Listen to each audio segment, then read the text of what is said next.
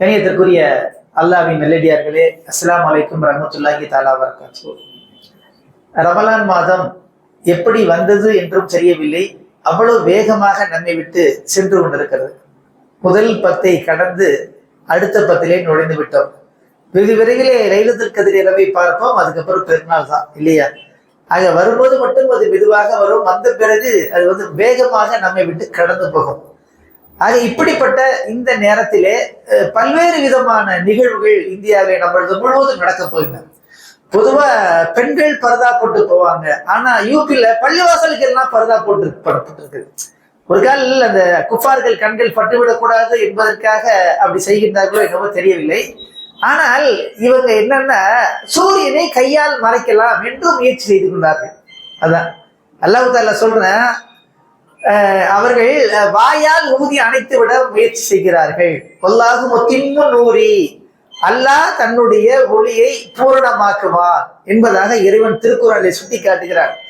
ஆக இன்றைக்கு அவர்கள் எடுக்கின்ற முயற்சிகள் எல்லாம் இப்படி மேம்போக்கான முயற்சிகளாக தான் இருக்கிறது. ஆக அது ஒரு பக்கம் இருக்கட்டும். ஏனென்றால் இதைவிட நெருக்கடியான காலகட்டங்களை எல்லாம் இஸ்லாம் கடந்து வந்திருக்கிறது. வரலாறு இவர்களை விட மிகப்பெரிய கொடூரர்களை எல்லாம் நமக்கு அறிமுகப்படுத்தியிருக்கிறது. அப்படிப்பட்டவர்கள் என்னெல்லாம் செய்தார்கள், அப்படிப்பட்டவர்கள் எந்த கதிக்கு ஆளானார்கள் என்பதை பற்றியும் வரலாறு நமக்கு சுட்டி காட்டுகிறது. ஆக பிறவனை விட கொடியவன் இருக்க முடியுமா?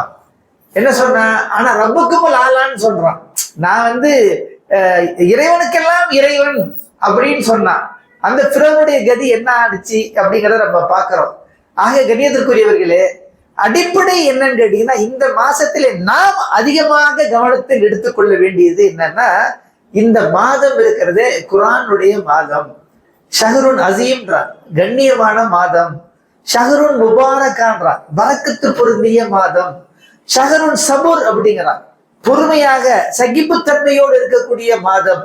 ஷஹ்ருன் முவாசாத், ஏழை எளிய மக்கள் மீது இரக்கத்தோடு நடந்து கொள்ள வேண்டிய மாதம் என்பதெல்லாம் இந்த மாதத்தை பற்றி அல்லாஹ் சுப்ஹானஹு வ தஆலா தன்னுடைய நபி மூலமாக நமக்கு மிக தெளிவான முறையில எடுத்து காட்டிக் கொண்டிருக்கின்றார்.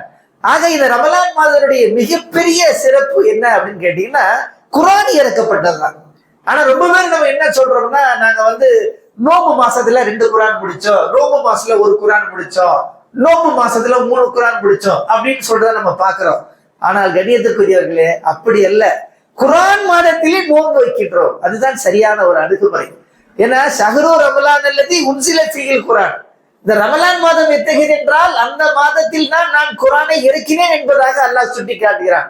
கடைசியில இந்த வசனம் எப்படி முடிகிறதுன்னா, ஃபமன் ஷஹித மின்கும் ஷஹர ஃபல்யஸ்முஹு, நீங்கள் குர்ஆன் இறங்கிய மாதத்தை அடைந்தால் அந்த மாதத்திலே நீங்கள் நோன்பு நோற்றுக் கொள்ளுங்கள். அப்ப இதுல எது முக்கியத்துவம்?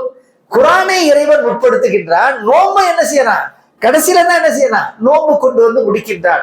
கண்ணியத்திற்குரியவர்களே, அப்படிப்பட்ட ஒரு அற்புதமான ஒரு மாதத்தை நாம் முழுமையாக பயன்படுத்தி கொண்டிருக்கின்றோமா என்று நாம் பார்க்க வேண்டும். குர்ஆனுக்கும் நமக்கும் உள்ள கடமைகள் என்ன என்பதை நாம் கவனத்திலே கொள்ள வேண்டும். அதிலே முதலாவது கடமை என்னன்னா, எத்ரு அலைஹிம் ஆயாத்திஹி, குர்ஆனை தெளிவாக ஓத வேண்டும். ஏன்னா நாயகம் ஸல்லல்லாஹு அலைஹி வஸல்லம் அவர்களுக்கு இடப்பட்ட கட்டளைகளில் ஒரு முக்கியமான கட்டளை என்னன்னா, குர்ஆனை என்ன செய்யணும்? ஓதி காண்பிக்க வேண்டும், மக்களுக்கு ஓதி காண்பிக்க வேண்டும். ஆக அன்புக்குரியவர்களே, நாம் குர்ஆனை சிறப்பான முறையிலே தங்கு தடையின்றி பிழை இல்லாமல் ஓதக்கூடியவர்களாக நாம் மாற வேண்டும். இது ஒன்று. இரண்டாவது, இயன்ற வரை குர்ஆனை மனப்பாடம் பண்ண வேண்டும். குர்ஆன் இல்லாத உள்ளமே இருக்கக்கூடாது. குறைந்தபட்சம் சின்ன சின்ன சூறாக்களையாவது, முடிந்தவர்கள் சற்று சில பெரிய சூறாக்களையாவது உள்ளத்திலே இடம்பெற செய்ய வேண்டும். ஏனென்றால் குர்ஆன் இல்லாத வீடு கபரஸ்தானுக்கு ஒப்பாகும். அது வீடாக சொல்ல முடியாது. அந்த உள்ளம் இருக்கிறது, அந்த உள்ளத்திலே குர்ஆன் இடம்பெற வேண்டும். இது இரண்டாவது. மூன்றாவது என்னன்னா, வெறும் ஓதோடு மட்டும் இல்லாமல் அண்டர்ஸ்டாண்டிங் குர்ஆன், குர்ஆனை நாம் புரிந்து கொள்ள வேண்டும். அது முக்கியம் அல்லவா? ஏன்னா அல்லாஹ் தஆலா சுட்டி காட்டினான், அஃபலா யத்ததப்பருனல் குர்ஆன அம்மலா குலூபின் அக்ஃபாலுஹா, நீங்க என்ன குர்ஆனை பத்தி சிந்திக்க மாட்டீங்களா? உங்க உள்ளத்துல பூட்டு போடப்பட்டிருக்கிறதா என்பதாக குர்ஆன் கேள்வி கேட்கின்றது. ஆக குர்ஆனிய சிந்தனை நமக்கு எப்போ வரும்? குர்ஆனை விளங்கணும்ல, குர்ஆனை புரிஞ்சால் தானே நமக்கு குர்ஆனிய சிந்தனை வரும். ஆக கண்ணியத்துக்குரியவர்களே, திருக்குர்ஆனை புரிந்து படிக்க வேண்டும். ஏனென்றால் அறிஞர்கள் என்ன சொல்றாங்கன்னு கேட்டீங்கன்னா, புரியாமல் ஜுசுவாக படிப்பதை விட, அத்தியாயமாக படிப்பதை விட புரிந்து படிப்பது மிக சிறப்பு. அல்லாமா யூசுப் அல் கல்லாபி ரஹிமஹுல்லாஹி அலைஹி சொல்றாங்க, புரியாமல் சூரத்துல் பக்ரா, சூரே நிசா, சூரே ஆல இம்ரானை ஓதுவதை விட புரிந்து கொண்டு சூரே ஜில்சாலை ஓதுவது சிறப்பானது. இப்ப இஸா ஸுல்ஸிலத்தில் சின்ன சூறா தான், ஆனால் புரிந்து கொண்டு ஓதுகின்ற போது ஒரு மிகப்பெரிய தாக்கம் நம்முடைய வாழ்க்கையில ஏற்படும். சஹாபாக்கள் 2 பேரும் சந்தித்து பிரியும் போது என்ன சூறா ஓதுவாங்க? வல் அஸ்ர் இன்னல் இன்சான லஃபீ குஸ்ர் இல்லல்லதீன ஆமனு வ ஆமிலு ஸாலிஹாத்தி வ தவாஸவ் பில் ஹக்கி வ தவாஸவ் பிஸ் ஸப்ர். காலத்தின் மீது சத்தியமாக மனிதன் நிச்சயமாக நஷ்டத்தில் தான் இருக்கிறார். எவர்கள் ஈமான் கொள்கின்றார்களோ, எவர்கள் நல்லமர்கள் செய்கின்றார்களோ, எவர்கள் பொறுமையை கொண்டு ஒருவருக்கு ஒருவர் போதித்துக் கொள்கின்றார்களோ, அப்படிப்பட்டவர்களை தவிர, எவர்கள் சத்தியத்தை ஒருவருக்கு ஒருவர் போதித்துக் கொண்டிருக்கின்றார்களோ அப்படிப்பட்டவர்களை தவிர மற்ற எல்லாம் நஷ்டம்தான். ஆக ஈமான் கொள்ள வேண்டும், 2வது நல்லமல் செய்ய வேண்டும், 3வது சத்தியத்தை எடுத்துரைக்க வேண்டும், 4வது சகிப்புத்தன்மையோடு பொறுமையோடு இருக்க வேண்டும் என்பதாக அல்லாஹ் சுப்ஹானஹு வ தஆலா சுட்டி காட்டுகிறார். சஹாபாக்கள் சந்தித்து விட்டு பிரிகின்ற பொழுது இந்த சூறாவை ஓராமல் பிரிய மாட்டார்கள். அப்ப இந்த சூறா அவர்கள் வாழ்க்கையிலே எவ்வளவு ஒரு முக்கியமான இடத்தை பெற்றிருந்தது என்பதை நாம் கவனத்திலே கொள்ள வேண்டும். ஆக புரிந்து படிக்கும் போது இன்னொன்று என்ன அப்படின்னு கேட்டீங்கன்னா, குறிப்பா ரமலான் மாதத்துல 5 நேர தொழுகை மட்டுமல்லாமல் தராவிக்கு தொழுகிறோம் அல்லவா? அப்ப தராவி தொழுகைக்காக 1 மணி நேரம் 1.5 மணி நேரம் நம்ம நின்று தொழுகின்றோம். சிறந்த காரிகளை கூட்டிட்டு வந்து என்ன செய்யறாங்க? தொழுகைக்கான ஏற்பாடுகள் எல்லா பள்ளிகளிலும் ஏற்பாடு செய்கின்றார்கள். அப்ப அவங்க என்ன ஓதுறாங்க நமக்கு விளங்கணுமா இல்லைங்களா? ஆக ஓரளவுக்காவது புரிந்து கொள்ளக்கூடிய அளவிற்கு நாம் குர்ஆனோடு தொடர்பை ஏற்படுத்திக் கொள்ள வேண்டும். ரொம்ப பேர் என்ன நினைக்கிறாங்கன்னு கேட்டீங்கன்னா, இல்லைங்க குர்ஆன்லாம் புரிஞ்சிக்க முடியாதுங்க, அதெல்லாம் ஆலிம்களுடைய பணி, உலமாக்களுடைய பணி அப்படிங்கிறாங்க. நீங்கள் தெளிவாக புரிந்து கொள்ள வேண்டும். ஆலிம்கள் உலமாக்களுடைய பணின்னா அவங்க மொழிபெயர்க்க தேவையில்லை. அவங்க அரபிலே படிச்சுட்டு அரபிலே பேசிட்டு போவோம் இல்லையா? அலிஃப் லாம் மீம் ஸாலிகல் கிதாபு லா ரைப ஃபீஹி, அவங்களுக்கு எதுக்கு மொழிபெயர்ப்பு? அவங்க தான் புரியுமே. யாசீன் அல் குர்ஆனில் ஹக்கீம் அப்படின்னு அவங்களுக்கு தான் புரியுமே. அப்ப மொழிபெயர்ப்பு எதற்குன்னா மொழி தெரியாதவங்களுக்கு. ஆக அறிஞர் பெருமக்கள் 50 ஆண்டுகள் 100 ஆண்டுகள் தன்னுடைய வாழ்நாளை எல்லாம் அர்ப்பணித்து அதிலே ஆய்வு செய்து மொழிபெயர்த்து நமக்கு தமிழ்ல, ஆங்கிலத்துல, மலையாளத்துல, தெலுங்குல, கன்னடத்துல எல்லா மொழிகளிலும் அந்த மொழிபெயர்ப்பு எதுக்கு வந்திருக்கு அப்படின்னு கேட்டீங்கன்னா, யாரெல்லாம் அரபி தெரியாமல் இருக்கின்றார்களோ அப்படிப்பட்டவர்களுக்காக அந்த மொழிபெயர்ப்பு. நாங்க அதையும் ஓத மாட்டோம், அது ஆலிம்களுடைய வேலை தான் அப்படின்னு சொன்னா நம்மை விட ஒரு ஏமாற்றத்துக்குரியவர்கள் யார் இருக்க முடியும் என்பதை சிந்தித்து பாருங்கள். ஆக கண்ணியத்திற்குரியவர்களே, அந்த குர்ஆனை நாம் விளங்கி படிக்க வேண்டும்.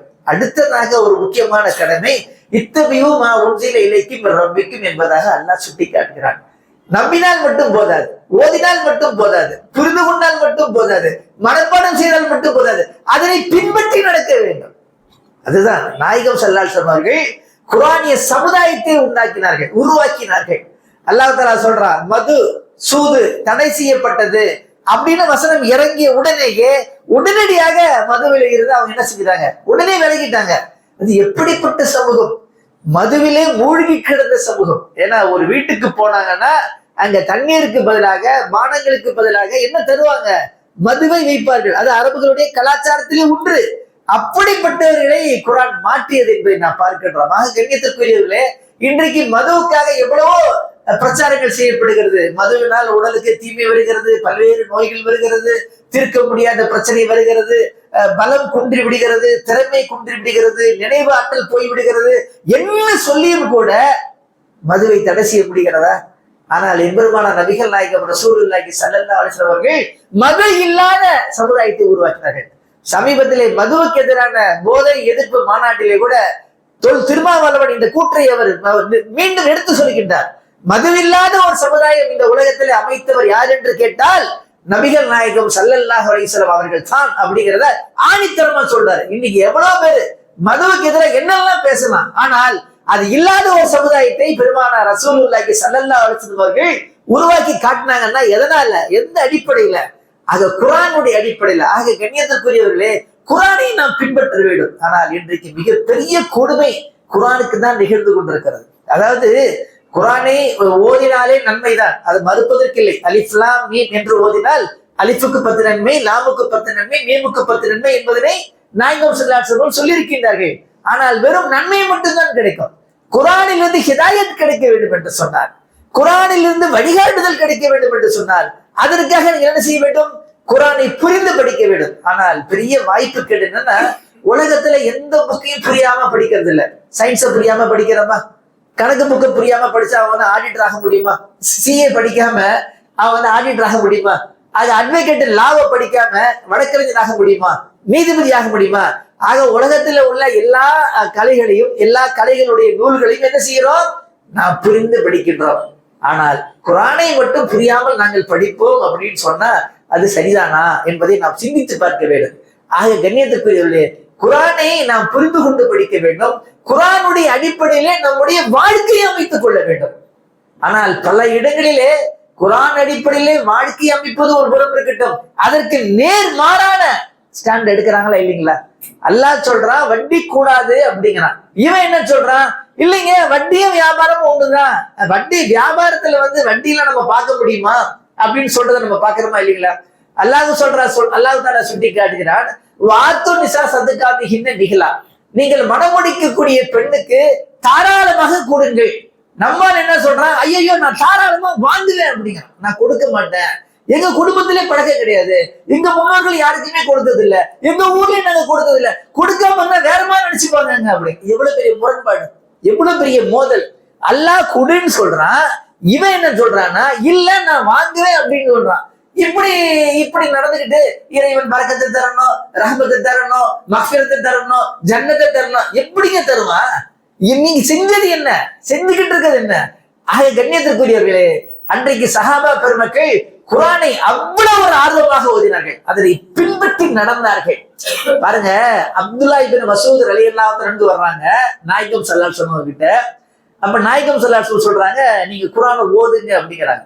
அப்ப அந்த தோழர் சொல்றாரு, யா ரசூலுல்லாஹ், குரான் உங்களுக்கு இறங்கிச்சு, அப்ப நீங்க ஓதி நாங்க கேட்கறதா சிறப்பு அப்படிங்கிறாங்க. ஆனா ஸல்லல்லாஹு அலைஹி வஸல்லம் சொல்றாங்க, இல்ல எனக்கு கேட்க வேண்டும் போல் இருக்கிறது, நீங்க ஓதுங்க அப்படிங்கிறாங்க. குரானை ஓதுவதும் நன்மைதான், கேட்பது நன்மைதான்.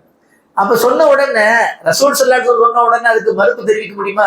உடனே அப்துல்லா இப்னு மஸ்ஊத் ரலியல்லாஹு அன்ஹு ஓதுறாங்க, சூரா நிசாவை ஓதிக்கிட்டே வராங்க. وكيف إذا جئنا من كل أمة بشهيد وجئنا بك على هؤلاء شهيدا. இந்த வசனத்தை ஓதுகின்ற போது நிறுத்துங்கள் அப்படிங்கிறாங்க பெருமானார் ஸல்லல்லாஹு அலைஹி வஸல்லம். ஓதுறதை அப்படியே நிறுத்திட்டார். அவர் நபி ஸல்லல்லாஹு அலைஹி வஸல்லம் அவர்களை அந்த தோழர் பார்க்கின்றார். நாயகம் ஸல்லல்லாஹு அலைஹி வஸல்லம் அவருடைய கண்களிலிருந்து கண்ணீர் தாரை தாரையாக வழிந்து கொண்டிருக்கிறது. என்ன அதுல அல்லாஹ் என்ன சொல்றான் அப்படின்னு கேட்டீங்கன்னா, நபியே, அந்த நாளிலே ஒவ்வொரு சமுதாயமும் அதன் தலைவர்களோடு சேர்த்து எழுப்பப்படும், அது போன்ற உம்முடைய சமுதாயமும் எழுப்பப்படுகின்ற பொழுது ஏற்படக்கூடிய நிலைமையை பற்றி நீ சிந்தித்தரா என்று அல்லாஹ் கேட்கிறான். ஒரு கேள்விதான் வைக்கிறான். ஆக கண்ணியத்துக்குரியவர்களே, ஆக நாயகம் ஸல்லல்லாஹு அலைஹி வஸல்லம் அவர்களுக்கு தன் உம்மத்தை பற்றி அந்த கவலை வந்து விடுகிறது. ஆக மறுமையினால என்னுடைய உம்மத்தோடு சேர்த்து என்று கேட்பான, நான் என்ன சொல்வது? ஆக கண்ணியத்துக்குரியவர்களே, அப்ப குரானை நாம் ஓதுகின்ற பொழுது புரிந்து ஓதினோம் என்று சொன்னால், அதனை பின்பற்றி நடந்தோம் என்று சொன்னால், குரானினுடைய அந்த தன்மைகளை நாம் உள்வாங்கிக் கொள்ள முடியும். குரானோடு பயணிக்க வேண்டும். ரமலான் மாசத்துல எதுக்கு காலையில இருந்து ஈவினிங் வரைக்கும், அதாவது சூரியன் உதயத்துக்கு முன்பு இருந்து சூரியன் மறைவுக்கு பின்பு வரை நீங்கள் உண்ணக்கூடாது, பருகக்கூடாது, இல்வாழ்க்கையில் ஈடுபடக்கூடாது அப்படின்னு எதுக்கு இவ்வளவு பெரிய ஒரு பயிற்சி உங்களுக்கு தரப்படுகிறது?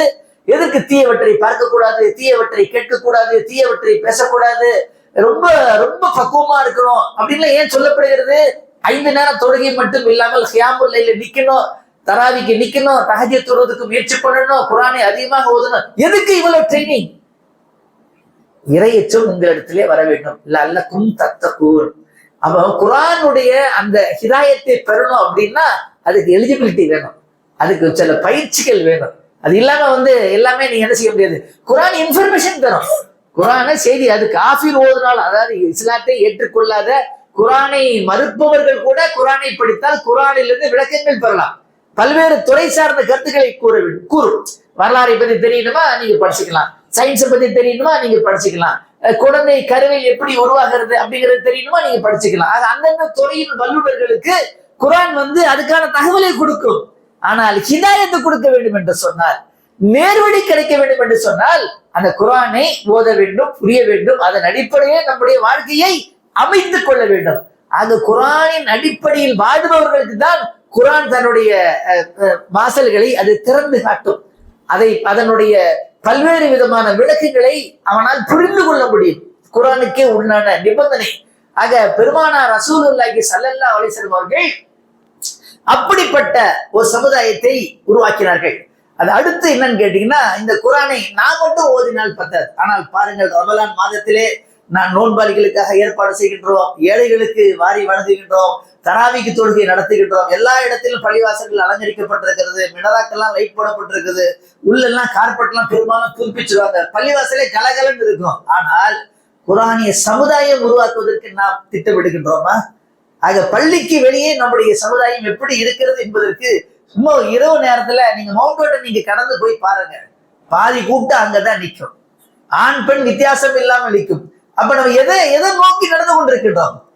ரமலான் என்பது உணவு கட்டுப்பாடோடு இருப்பதா, உணவு திருவிழாவா அப்படின்னு நமக்கு வந்து சந்தேகம் வரும். சில ஏரியாக்குள்ள நீங்க போயிட்டீங்கன்னா அப்படியே விடிய விடிய விடிய விடிய விடிய விடிய கூட்டம் சரிவதை நாம் பார்க்கின்றோம். ஆக கண்ணியத்திற்குரியவர்களே, ஆக இந்த ரமலான் மாதத்திலே மிகுந்த கட்டுப்பாடோடு இருக்க வேண்டும், மிகுந்த எச்சரிக்கையாக இருக்க வேண்டும். அதிகமான முறையிலே அந்த குர்ஆனோடு நாம் பயணிக்க வேண்டும், குர்ஆனிய சமுதாயத்தை உருவாக்க வேண்டும். அதைத்தான் ரசூலுல்லாஹி ஸல்லல்லாஹு அலைஹி வஸல்லம் அவர்கள் நடத்தி காட்டினார்கள். பாருங்க, நபி ஸல்லல்லாஹு அலைஹி வஸல்லம் அவர்களை பற்றி கேட்பதற்காக சஹாபாக்கள் சில பேர் போறாங்க. ரசூல் ஸல்லல்லாஹு அலைஹி வஸல்லம் வீட்டுல ஆயிஷா ரலியல்லாஹு அன்ஹா இருக்காங்க. அவங்கள்ட்ட போய் கேட்கறாங்க, நபி ஸல்லல்லாஹு அலைஹி வஸல்லம் வாழ்க்கை எப்படி இருந்துச்சு, எப்படி இருக்குது வீட்டுல இருந்து? ஏன்னா வெளியில நாங்க பாக்குறோம், பப்ளிக் லைஃபும் நமக்கு தெரியும், வெளியில நம்ம கூடவே இருக்கிறாங்க, ஊன்றாங்க, திங்கிறாங்க, கடை தெருக்கு வர்றாங்க, இமாமத் பண்றாங்க, அவங்களோட நம்ம என்ன செய்யறோம், பயணிக்கிறோம். ஆனா வீட்டுல அவங்க எப்படி இருக்கிறாங்க அப்படின்னு எங்களுக்கு தெரியணும் என்பதற்காக கேள்வி கேட்கறாங்க. ஆயிஷா நகி ரலியல்லாஹு அன்ஹா அவர்கள் பெரிய பதில்லாம் சொல்லல. அவங்கள பார்த்து அவங்க ஒரு கேள்வி கேட்டாங்க. என்ன கேட்டாங்கன்னா, நீங்க குர்ஆனை ஓதிருக்கீங்களான்னு கேட்டாங்க. சஹாபாக்கள் சொன்னாங்க, ஆமா நாங்க ஓதி இருக்கிறோம். அதுதான் குர்ஆன். கான குலுக்குல் குர்ஆன். ரசூலுல்லாஹி ஸல்லல்லாஹு அலைஹி வஸல்லம் அவர்கள் குர்ஆனாகவே இருக்கிறார்கள். கண்ணியத்துக்குரிய சகோதரர்களே, நாம் இங்கே அதைத்தான் கவனிக்க வேண்டும். இன்றைக்கு நாம் குர்ஆனை வாங்கி நம்ம வீட்டுல வைக்கிறோம், பத்திரப்படுத்தி வைக்கிறோம், பீரோல வைக்கிறோம், கண்ணாடி பாக்ஸ்குள்ள வைக்கிறோம், எல்லாத்துக்கும் கொடுக்குறோம், பார்க்ல போய் கொடுக்குறோம், மால்ல போய் கொடுக்குறோம், பீச்ல போய் கொடுக்குறோம், தோட்டங்கள்ல போய் கொடுக்குறோம். சரி, எல்லாத்துக்கும் கொடுக்குறேன், சரி. ஆக நம்முடைய வாழ்க்கையில அது இருக்கிறதா? அது குர்ஆன் நம்முடைய இல்லத்திலே வைத்திருக்கிறோம், குர்ஆனை நம்முடைய உள்ளத்தில் வைத்திருக்கிறோமா என்பதை எண்ணி பார்க்க வேண்டும். அங்க குர்ஆனாக வாழ வேண்டும். நம்மை பார்த்தால் குர்ஆனுடைய ஞாபகம் வர வேண்டும்.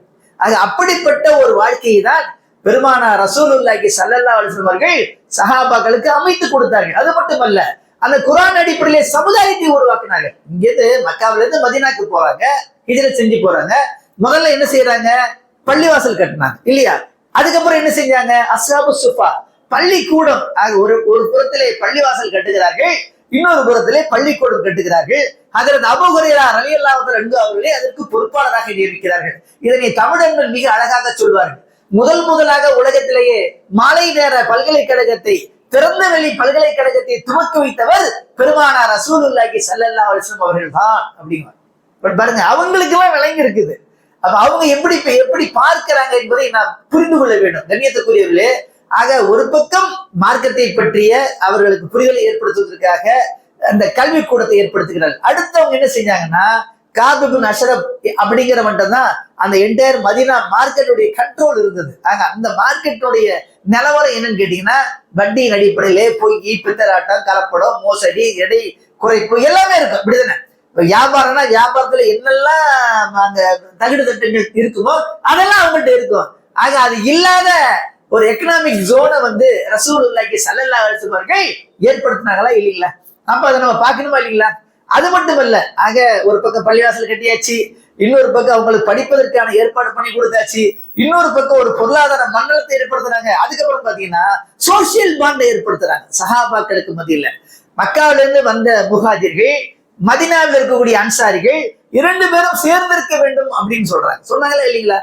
எந்த அளவுக்கு ஏங்க, நாயகம் ஸல்லல்லாஹு அலைஹி வஸல்லம் அவர்கள் சொன்ன உடனே அந்த சஹாபாக்கள் எப்படின்னா தன்னையே கொடுத்தாங்க, சொத்தை கொடுத்தாங்க. கூட்டு வராங்க தோழரை, இங்க பாருங்க, இது கீழே வீடு இருந்துதான், கிரவுண்ட் ஃப்ளோர் வேணா எடுத்துக்காங்க, இதுல என்னென்ன மைனஸ், அதாவது கொஞ்சம் வெளிச்சம் கம்மியா இருக்கும், கிரவுண்ட் ஃப்ளோர் அப்படித்தானே இருக்கும், என்னென்ன பிரச்சனை இருக்கும், காற்று கொஞ்சம் கம்மியா வரும் எல்லாம் சொல்றாங்க. முதல் மாடி ஃபர்ஸ்ட் ஃப்ளோர், இங்க வெளிச்சம் அதிகமா இருக்கும், கொஞ்சம் நீங்க படி ஏறி போகணும், கொஞ்சம் சிரமம் இருக்கும், ஆனா நல்லா இருக்கும். இப்படி வந்து அதோட நிறைய குறையெல்லாம் சொல்லிட்டு ஆப்ஷனை சொல்லி என்ன சொல்றாங்கன்னா, நீங்க செலக்ட் பண்ணுங்கன்றாங்க. உங்களுக்கு கீழ் வீடு வேணுமா நான் தர்றேன், மேல வேணுமா நான் தர்றேன். மதீனாவுக்குள்ள ஒரு தோட்டம் இருக்கு, அங்க இத்தனை பேரிச்சம்பழம் வரும் உதாரணத்துக்கு வச்சுக்கோங்களேன். நீங்க வந்து ஒரு 3 டன் வரும், இதுக்கு வந்து எந்த உழைப்பும் தேவையில்லை, அது தன்னாலே விளையும். மதீனாவுக்கு அவுட்டர்ல ஒரு 30 கிலோமீட்டருக்கு பக்கத்துல ஒரு பேரிச்சம்பழம் இருக்குது, தோட்டம் இருக்கு என்கிட்ட, அதுல 10 டன் வரும். ஆனா அது கொஞ்சம் வேலையெல்லாம் நீங்க செய்யணும். இது வேணா இதை எடுத்துக்காங்க, அது வேணா அதை எடுத்துக்காங்க சொன்னாங்களா இல்லையா சகாபாக்கு? கண்ணியத்துக்குரியே, இன்னைக்கு சொந்த சகோதரிக்கு சொத்து கொடுக்க மாட்டேங்கிறான், சொந்த சகோதரனுக்கு சொத்து கொடுக்க மாட்டேங்கிறான், விராசத்திலே கொடுமைப்படுத்துகிறார்கள். எப்படி உங்களுக்கு பரக்கத்து வரும்? ஆக ரசூலுல்லாஹி ஸல்லல்லாஹு அலைஹி அவர்கள் எங்கிருந்தோ வந்த, எங்கிருந்தோ ஊரிலே பிறந்து வளர்ந்த, பல்வேறு மொழிகளை பேசக்கூடியவர்களாக இருந்தாலும், பல நிறத்தை சார்ந்தவர்களாக இருந்தாலும், பல்வேறு கோத்திரங்களை சார்ந்தவராக இருந்தாலும் எல்லாத்தையும் ஒண்ணு சேர்த்தாங்களா இல்லைங்களா? ஆக கண்ணியத்துக்குரியவர்களே, அப்படிப்பட்ட சொசைட்டியை ரசூல் ஸல்லல்லாஹு அலைஹி அவர்கள் ஏற்படுத்தினாங்க. அதை நம்ம ஏற்படுத்தணுமா? அடுத்து அவங்க முக்கியமான செய்தது என்னன்னு கேட்டீங்கன்னா ஜக்காத் சிஸ்டம். ஆக இன்னைக்கு நம்ம பாக்குறோம் குர்ஆன்ல பாத்தீங்கன்னா 80க்கும் மேற்பட்ட இடத்துல அகீமு ஸலாத் வாத்து ஸகாத், யுகீமு ஸலாத் வயூத்து ஸகாத் அப்படின்னு சொல்றான். அதுல 20க்கும் மேற்பட்ட இடத்துல ரெண்டையும் சேர்த்தே தான் சொல்றான், ட்வின்ஸா தான் வரும், எப்பவுமே தனியா வராது. சில கட்டளைகள் ஒன்றாவே வரும். அமர் பில் மாரூஃப் நஹ்யில் முன்கர், நன்மை ஏவுங்கள் தீமையை தடுங்கள், அத்தீஉல்லாஹ வ அத்தீஉர் ரசூல், அல்லாஹ்வுக்கு கீழ்ப்படியுங்கள் அல்லாஹ்வுடைய தூதருக்கு கீழ்ப்படியுங்கள், சேர்ந்தே வரும். அந்த மாதிரி சேர்ந்தே வரக்கூடிய கட்டளைகள் ஒன்று என்னன்னா அகீமு ஸலாத் வாத்து ஸகாத், தொழுகை நிலைநாட்டுங்கள் ஜக்காத்தை கொடுங்கள். இப்ப நான் கேட்கிறேன், தொழுகை நிலைநாட்டுவதற்கு எவ்வளவு ஏற்பாடு செய்யப்படுது இந்த உம்மத்துல? மாஷா அல்லாஹ், பள்ளி கட்டுறாங்க, பள்ளிக்குள்ள லிப்டே வச்சிடுறாங்க, கலர் மீன் விடுறாங்க, பெயிண்ட் அடிக்கிறாங்க, பெரிய ஹாபீஸ், வடநாட்டுல இருந்து எத்தனை ஆயிரம் இருந்தாலும் பரவாயில்ல கொண்டு வாங்க, 1க்கு 2 ஹாபீஸ். அப்புறம் இமாம் இருக்கிறாங்க, துணை இமாம் இருக்கிறாங்க, மோதினா இருக்கிறாரு, கிளீனர் இருக்கிறாங்க, தந்தா வசூல் பண்றதுக்கு ஆள் இருக்கிறாங்க. சரி, இதெல்லாம் எதுல வருது? அகீமுஸ் ஸலாத் வாத்து ஸகாத்துக்காக இந்த சமுதாயம் எதை கிள்ளி போட்டு சொல்லுங்க. ஆத்து ஜக்காத்தை நிலைநாட்டுங்க. எந்த பள்ளியில இருக்கீங்க, எந்த ஜாமா? இப்ப சென்னையில எடுத்துட்டீங்கன்னா இடத்துல ஒரு பெரிய பள்ளியில எடுத்தா 150 200 பள்ளி தெரியும். சின்ன சின்ன பள்ளியை விட்டுருங்க, அதை நம்ம கணக்கு எடுக்க வேண்டாம். ஒரு பெரிய பள்ளின்னு எடுத்தா அவ்வளவு இருக்கும். அப்ப அந்த பள்ளியில இமாமு, தலைமை இமாமு, துணை இமாம் எல்லாம் இருக்கிறாங்கல்ல. ஜக்காத்தை பத்தி எல்லாம் என்ன சொல்றான்? இன்னும் சதகாத்தில் ஃபுகராயி வல் மசாகின வல் ஆமிலீன அலைஹா வல் முல்லஃபத்தில் குலூப் வஃபிர் ரிகாப் வல் காரிபீன் வஃபி சபீலில்லாஹ் வபினி சபீல் சொல்றானே இல்லையா? 8 பேரை தொழுகைக்கு கூட சொல்லல, இங்க கட்டணும், இப்படி நிக்கணும், அப்படிலாம் ஒண்ணுமே சொல்லல. நோம்புல வந்து இப்படிதான் இருக்கணும் அதெல்லாம் சொல்லல. அதெல்லாம் நீ அங்க பாத்துக்கோ. நாயகம் ஸல்லல்லாஹு அலைஹி வஸல்லம் என்னை எவ்வாறு தொடக்கின்றீரோ அப்படியே தொழுதுட்டு போங்க, அந்த சப்ஜெக்ட்லாம் அப்படியே போயிடுது. ஆனா ஜக்காத்துன்னு வரும்பொழுது விலாவாரியா சொல்றான். அல்லாஹ் என்ன செய்யறான்? இங்க பாரு, இவங்களுக்கு எல்லாம் கொடுக்கணும், இங்க பாரு, இதுல பாருங்க ஆமிலீன அலைஹா அப்படிங்கிறான். 3வது ஜக்காத் வசூல் பண்ணக்கூடிய அதிகாரிகள். நான் கேட்கிற மெட்ராஸ்ல எங்க இருக்கிறாங்க? ஆந்திரால இருக்காங்களா? கேரளால இருக்கிறாங்களா? இந்தியாவில எங்கேயாவது இருக்கிறாங்களா? எந்த பள்ளியாவது அப்படி இருக்குதா? அந்த மாதிரி இருந்துச்சுன்னா ஒரு ஏழைகள் இருக்க மாட்டாங்க. எண்டி வச்சுக்காங்க. இந்தியாவில மட்டும் இன்னைக்கு 141 கோடி 143 கோடி பேர் இருக்கிறோம். முஸ்லிம்கள் ஏறத்தாழ 20ல இருந்து 25 கோடி பேர் இருப்பாங்க. சாதாரணமா நீங்க பாத்தீங்கன்னா 20-25 கோடி பேர். இந்த 20 கோடி பேர்ல ஜக்காத்து கொடுக்குறவங்க ஒரு 5 கோடி பேர் இருக்க மாட்டாங்களா? 1க்கு 4 வச்சுக்காங்க, 5 கோடி பேரு. இந்த 5 கோடி பேரு வெறும் 10,000 கொடுத்தா, வெறும் 10,000 ஜக்காத்து கொடுத்தான்னு 50,000 கோடி. சுப்ஹானல்லாஹ். ஏங்க, வருஷத்துக்கு 50,000 கோடியை வந்து கொஞ்சம் சில நிமிடங்களிலேயே திரட்டக்கூடிய ஆற்றல் யாருக்கு இங்க கொடுத்திருக்கு? அல்லாஹ் சுப்ஹானஹு வ தஆலா. ஆனா என்ன நடக்குது? பிச்சைக்காரர்கள் எண்ணிக்கை அதிகமாகி கொண்டே போகிறது. நான் அப்படிதான் ஒரு ஊருக்கு போனேன். எனக்கு வந்து இந்த ஜக்காத்து கொடுக்குற அன்னைக்கு 27ஆம் கிழமை அன்னைக்கு வந்து நீங்க பேசணும், அப்புறம் நீங்க துவைக்க வைக்கணும் அப்படின்னாங்க. அப்ப என்னன்னா, அந்த ஏழைகளுக்கு சேலை, பெண்களுக்கு சேலை சட்டை, ஆண்களுக்கு வந்து லுங்கி, அதெல்லாம் ஏதோ கொஞ்சம் பணம்லாம் கொடுக்குறாங்க கவர்ல வச்சு. அந்த சங்கத்தின் அறிக்கை வச்சாரு. அல்லாஹ்வுடைய கிருபையில இத்தனை வருஷமா செயல்பட்டு வரோம். அந்த முதல் ஆண்டு 300 பேர் கொடுத்தோம், அடுத்த ஆண்டு 400 பேர் கொடுத்தோம், இப்போ 500 பேர் கொடுக்குறோம், இந்த வருஷம் அல்லாஹ்வுடைய பெரும் கருணையால 700 பேருக்கு மேலே கொடுக்குறோம் அப்படின்னு அவர் சொல்லி முடிச்சார். யாரு? சங்கத்தின் செக்ரட்டரி. அதுக்கப்புறம் நான் சிறப்புரை ஆட்டும்போது, பரவாயில்ல, இந்த ஊர்ல பிச்சைக்காரர்கள் எண்ணிக்கை இன்க்ரீஸ் பண்ணிக்கிட்டே போறீங்க, கூட்டிக்கிட்டே இருக்கிறீங்க, ஆனா ஜக்காத் சிஸ்டம் எங்க நடக்குதோ அங்க பிச்சைக்காரர்கள் எண்ணிக்கை குறைஞ்சிட்டே வரும். அப்படிதான் நாங்க படிச்சது. ரசூல் ஸல்லல்லாஹு அலைஹி வஸல்லம் அவர்கள் அப்படிப்பட்டதான் உருவாக்குனாங்க. உமர் கத்தாப் ரலியல்லாஹு அன்ஹுடைய காலத்துல ஜக்காத்து வாங்குறதுக்கு ஆள் இல்லைன்னாங்க. சூழ்நிலை ஏற்படுத்தினால இல்லைங்களா? பாருங்க, முஆத் பின் ஜபல் ரலியல்லாஹு அன்ஹு யமன் நாட்டின் கவர்னராக இருக்கிறார். அப்ப அந்த ஜனாதிபதிக்கும் கவர்னருக்கு இடையில பேச்சுவார்த்தை என்னன்னு கேட்டீங்கன்னா, ஏங்க ஜக்காத்து பணம் சேர்ந்து போச்சு, நான் அனுப்புறேன் அப்படிங்கிற முஆத் பின் ஜபல் ரலியல்லாஹு அன்ஹு அவர்கள். உமர் கத்தாப் சொல்றாங்க, இல்லப்பா வேண்டாம்மா, இங்கே ஏகப்பட்டது இருக்கு, அங்கே இருக்கட்டும், பார்க்கலாம் அப்படிங்கிறாங்க. என்னங்க பார்க்கலான்றீங்க? ஏன்னா ஒரு வருஷத்துக்குள்ள முடிச்சிடணும். அதான் இந்த வருஷம் ஜக்காத்து இருந்துச்சுன்னா அந்த வருஷத்துக்குள்ள முடிச்சிடணும், அதான் சட்டம். 2 பேருக்கு சட்டம் தெரியும். என்னங்க அப்படின்னா என்னங்க அர்த்தம்? யாருக்கு இங்க கொடுக்கறது அப்படின்னு கேக்குறது. ஏன்னா அவங்களுக்கு தெரியும், இந்த சொன்ன 8 பேரும் கொடுத்து முடிச்சாச்சு. ஃபுகரா ஈவல் மசாக்கி ஈவல் எல்லாத்துக்கும் கொடுத்தாச்சு, அடுத்து யாரு கொடுக்கறது? இன்னும் ஜக்காத்து இருக்குது. உமர் கத்தாப் சொல்றாங்க, அந்த ஊர்ல மகர் கொடுக்க முடியாம இளைஞர்கள் இருந்தாங்கன்னா அவங்களுக்கு கொடுங்கன்றாங்க. அப்படின்னா நம்ம ஆளுங்கள் விளங்காது, ஏன்னா வாங்கி தின்ன கூட்டமாச்சு, இது எங்க அது விளங்க போகுது. அதாவது மகர்னா என்னன்னா மணமகன் மணமகளுக்கு கொடுக்கணும். நம்ம வரதட்சணை இதான் சேர்வாரோட சேர்ந்து இது நமக்கு பழக்கம் ஆயிடுச்சு. கண்ணியத்துக்குரியது. அதனால உங்களுக்கு புரிய வைக்கிறதா நான் சொன்னேன், வேற ஒண்ணும் கிடையாது.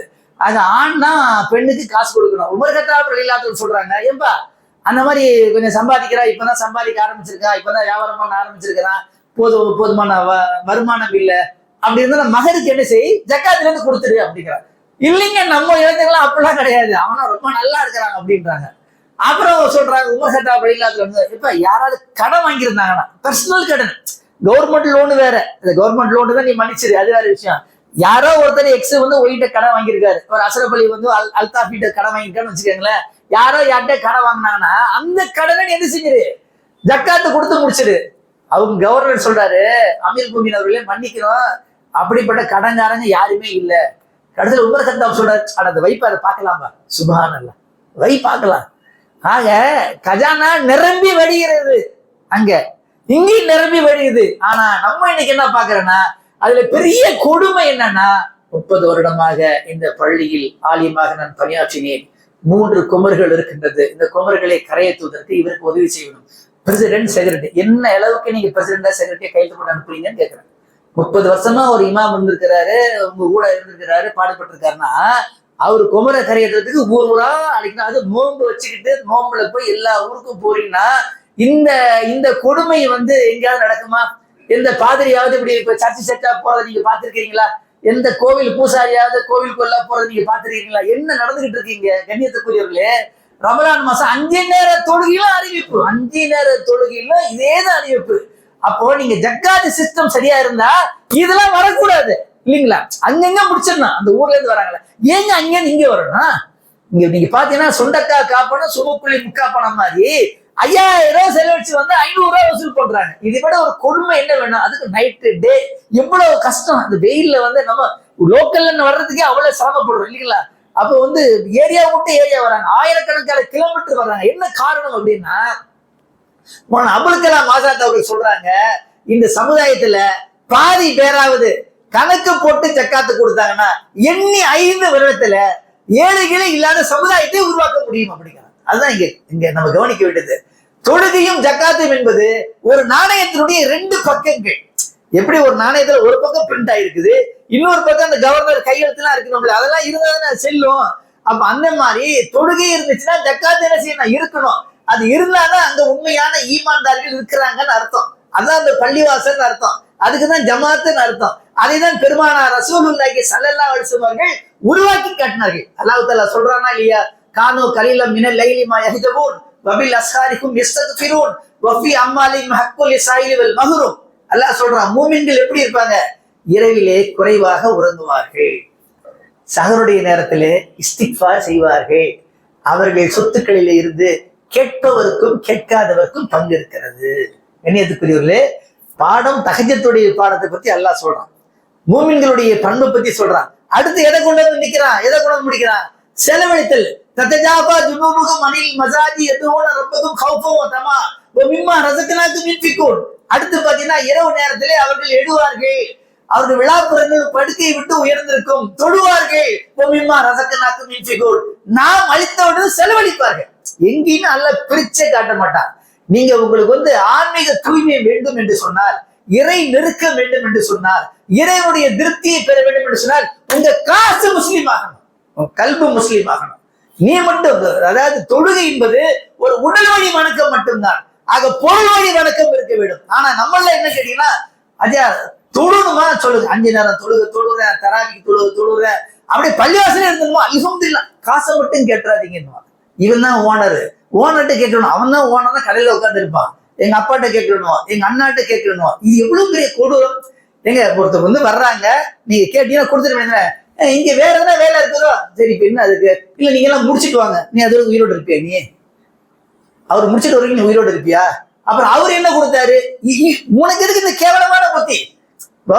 உனக்கு கொடுக்கறத அல்ல யாருக்காவது சொல்றாங்க, நான் உனக்கு கொடுக்கறத உன் மனைவிக்கும் தெரியாது, உங்க மகனுக்கும் தெரியாது, நண்பனுக்கு தெரியாது, எதிரோடுக்காரனுக்கு தெரியாது, பக்கத்து வீட்டுக்காரன் தெரியாது. எவ்வளவு ரகசியமா கொடுக்குறான், அவன் எவ்வளவு டீசெண்டா நடக்கிறான், எவ்வளவு ஒரு கண்ணியமா இருக்கிறான்.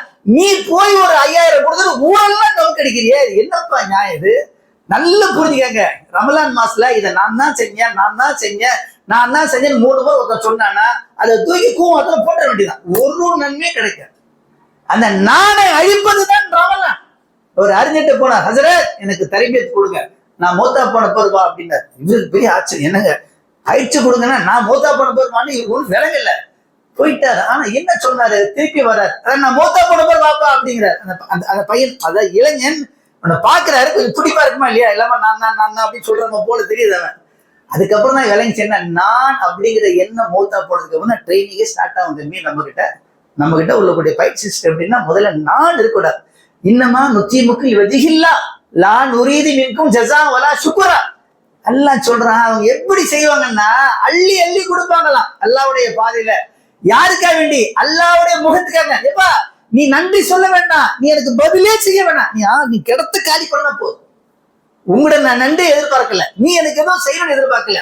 செய்தன அபூபக்கர் சித்திக் ரலியல்லாஹு அன்ஹு நிறைய வேற வந்து அடிமைகளை வாங்கி வாங்கி விடுதலை செய்வாரு. அவங்க பாப்பா சொன்னாங்க, அபூபக்கர் நீ விடுதலை செய்யறதுதான் செய்யற, என்ன கண்டவங்கலாம் நீ வந்து வாங்கி வாங்கி விடுதலை பண்றிய, ஒரு இளைஞரா வாங்கி விடுதலை பண்ணினா நாளைக்கு முன்ன உனக்கு கொஞ்சம் ஹெல்ப்பா இருப்பான்ல அப்படிங்கிற ஒரு தந்தைன்ற முறை நீ செய்யறதுல ஏதாவது ஒரு பயன் வேணுமா இல்லையா? இப்படி நீ செஞ்சா என்ன? அபூபக்கர் சித்திக் ரலியல்லாஹு அன்ஹு சொல்றாங்க, நான் அல்லாஹ்வுக்காக செய்யறேன்னு தவிர அவன் நாளைக்கு எனக்கு செய்யணும், நாளைக்கு எனக்கு உதவணும், எந்த பதிலும் எதிர்பார்க்கறது இல்லை. கண்ணியத்துக்குரியவர்களே, நான் உயர்ந்த நோக்கம். அப்படி எதிர்பார்க்கணும், அது எவ்வளவு தெரியும் மோசமான நோக்கம் தெரியுமா? என்னங்க கொடுத்துட முடியும்? நீங்க ஒருத்தர் உதவி செய்றீங்க, அவங்க என்ன கொடுத்துருவா? ஆனா ரப்பிட்ட கேட்டீங்கன்னா அவன் என்ன வேணாலும் கொடுப்பான்.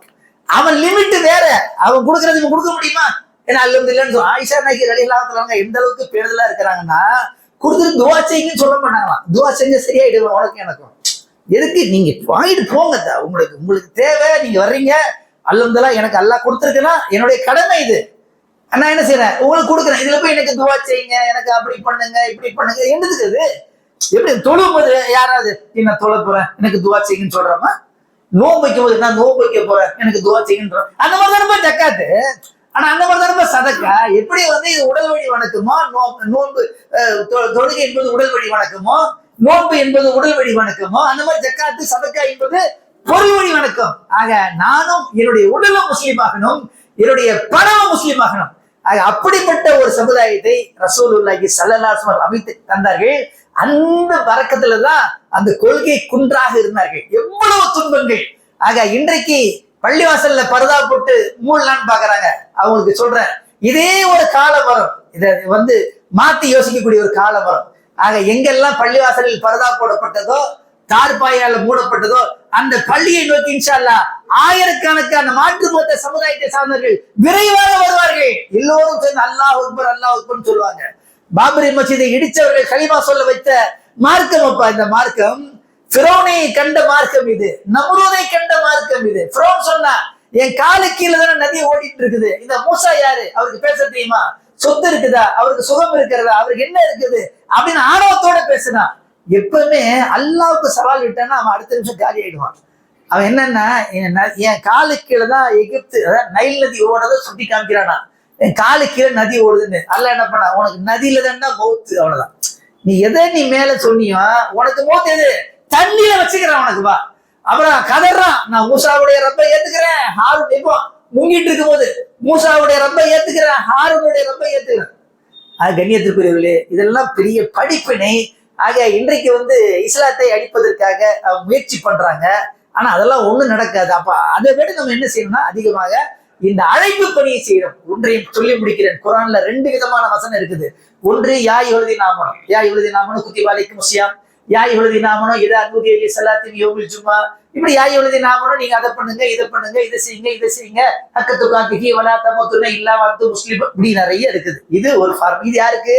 இது நமக்கு. யார் அல்லாஹ் உண்டுன்றாங்களோ ரசூல் ஸல்லல்லாஹு அலைஹி வஸல்லம் உண்டுன்றாங்களோ மறுபடி உண்டுன்றாங்களோ அவங்களுக்கு. இன்னொன்னு யா யுஹன்னாஸ் வருது.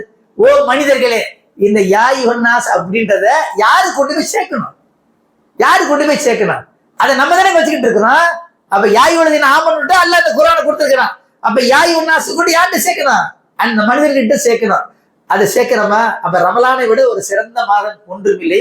ஆக நாம் மட்டுமே இருந்து நாம் மட்டுமே சாப்பிட்டு கொண்டு நாம் மட்டுமே ஓதிக்கொண்டு இல்லாமல் நம்மோடு சேர்ந்த சகோதர சமுதாயத்தவர்களில் இஃப்தார்ல உங்க வீட்டுக்கு கூப்பிடுங்க. 5 பேரை 10 பேரை கூப்பிடுங்க. அழகான முறையில் கூடுங்க. நோம்புனா என்ன, கஞ்சினா என்ன நீங்க சொல்லுங்க. ஆனா இன்றைக்கு நோம்பு வச்சுட்டு இருந்தாங்க அன்னைக்கு. இன்னைக்கு தொடுகையில கலந்துக்கூடிய ட்ரெண்ட் உருவாகிட்டு இருக்கு. தமிழகத்துல பாக்குற பல பேர்கள் முஸ்லீம் அல்லாத நம்மோடு வந்தாங்கன்னா நோம்பு திறந்துட்டு என்ன பண்றாங்க? யார் யார் செஞ்சதான் அவன் ஏதோ உனக்கு செய்யறான், அல்ல வேற ஒண்ணு மாத்தி விடுறான். அல்ஹம்துலில்லாஹ். ஆக அப்படிப்பட்ட ஒரு நிலைமையாக இன்னைக்கு ஒரு பெயர்களுக்கு வரலாம். நாளைக்கு என்ன செய்யலாம்? அந்த கல்வை அல்லாஹ் தஆலா மாத்திடலாம். நம்ம இது இப்படிதானே யோசிக்கணும். இதை போய் ஃபிக்ல யோசிக்கிறாங்க. நான் கேட்கிறேன், களிமா சொல்லிட்டு தொடாதவனை விட உள்ள வரவனை களிமா சொல்லி கொடுத்து வழியை பாருங்கப்பா. எதை எப்ப பேசணும் அப்படிங்கறத புரிஞ்சு பேசுங்க. ஆக கண்ணியத்துக்குரிய சகோதரர்களே, ஆக ரமலானுடைய மாதம் என்பது குர்ஆனுடைய மாதமாகும், சதக்காவுடைய மாதமாகும், ஜக்காத்துடைய மாதமாகும், ஏழைகளுக்கு இறக்கப்படக்கூடிய மாதமாகும், முஸ்லீம் அல்லாத மக்களுக்கு குர்ஆனை சேர்க்கக்கூடிய ஒரு மாதமாகும். இவையெல்லாம் நாம் செய்தோம் என்று சொன்னால் அல்லாஹ்வுடைய அன்பு, அல்லாஹ்வுடைய நெருக்கம், அல்லாஹ்வுடைய உதவிகள் நமக்கு கிடைக்கும். ஆக இந்த மாதிரி செஞ்சோம்னா இன்ஷா அல்லாஹ் கடைசி 10 லைலத்துல் கத்ர் நமக்கு நசீபாகும். அல்ஹம்துலில்லாஹ்.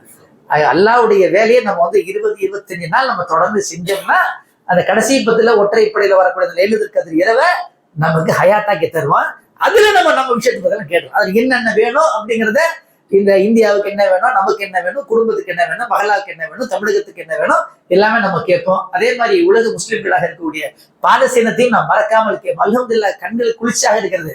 பாத்தீங்கன்னா அங்க குர்ஆன் ஓதக்கூடிய மஜ்லிஸ் ஆரம்பிச்சாச்சு, பள்ளிக்கூடம் கட்ட ஆரம்பிச்சிட்டாங்க, வீடுகளை புனருதாரணம் பண்ண ஆரம்பிச்சிட்டாங்க, இஃப்தார் நிகழ்ச்சி நடத்த ஆரம்பிச்சிட்டாங்க.